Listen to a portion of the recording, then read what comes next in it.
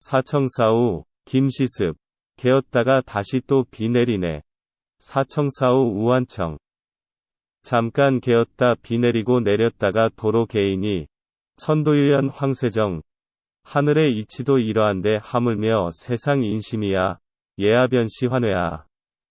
나를 칭찬하다 곧 도리어 나를 헐뜯고 도면각자 의구명 명예를 받아더니 도리어 스스로 명예를 구하네.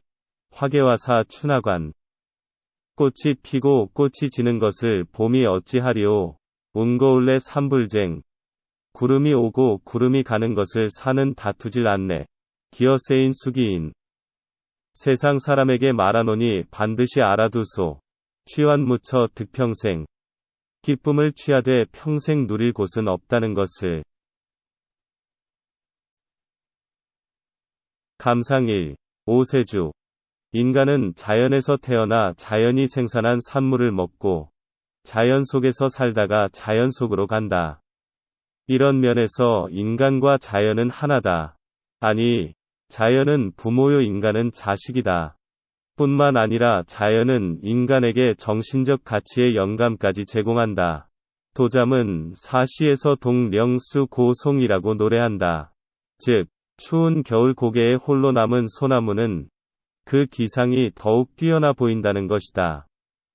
진정 바르고 가치 있는 것을 위해서는 어떠한 어려움과 위협도 감수하고 이겨내는 강인한 정신력과 일관성을 겨울 추위에 홀로 남아 푸른 빛을 잃지 않은 소나무에서 보고 있는 것이다.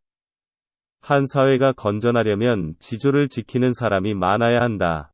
지조를 잃어버린 사람과 그들이 구성하는 사회의 말로는 혼란과 멸망이 있을 뿐이다. 이 시의 작가 김시습은 지조를 지킨 삶을 산 사람으로 알려져 있다. 소위 생육신 중의 한 사람이다. 김시습은 그의 나이 20세 전후에 폐륜을 목격한 것이다. 삼촌인 세조가 조카인 단종을 죽이고 왕위에 오른 사건을 말이다.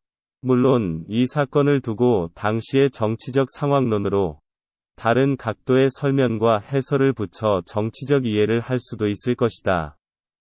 그러나 그 방법만이 당시의 유일한 대안은 아니었을 것이다. 그것은 분명 반인륜이고 폐륜임이 분명한 것이었다. 이러한 충격적인 사건이 어린 김시습으로 하여금 자신의 출세만을 위한 정상적 삶을 불가능하게 했을 것이다. 사실 그는 당시 신동으로 알려졌을 뿐 아니라 과거 준비에 열중하고 있었다. 그는 세조의 왕위 찬찰의 소식을 듣고 바로 과거 준비를 중지하고 출가하여 전국을 떠도는 삶을 산 것이다. 이 시에서 우리는 이러한 김시습의 내면을 엿볼 수 있다. 즉 당시의 정치와 인간성에 대한 불신과 냉소의 정서를 알아차릴 수 있을 것이다.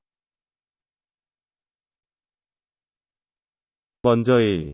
이 구절은 이러한 폐륜을 목격하고 가치관의 혼란에 빠진 김시습의 떠도는 삶의 현장이다. 무대는 산이다. 산길을 걷는 도중일 수도 있고 어느 절이나 암자일 수도 있디. 날씨는 비가 내렸다 그쳤다 하는 변덕스런 날씨다. 바로 이것이다. 김시습이 이 시를 짓게 한 것은 이 날씨의 변덕인 것이다. 그는 이것을 이 시의 첫 구절로 삼고 제목으로도 삼았다. 즉, 사청사우 우환청 잠깐 개었다 비 내리고 내렸다가 도로 개이니 천도유연 황세정 하늘의 이치도 이러한데 하물며 세상 인심이야. 인간이 변하지 않는 진리로 크게 믿는 천도, 즉 자연의 법칙까지도 변덕스럽다고 말하고 있는 것이다. 이어서 3, 4구절에서 그는 자신이 겪은 변덕스런 사람들의 인심을 예를 들어 소개하고 있다. 즉, 예 아변 시환회아 나를 칭찬하다 곧 도리어 나를 헐뜯으니 도명각 자위 구명 명예를 받아더니 도리어 명예를 구하네.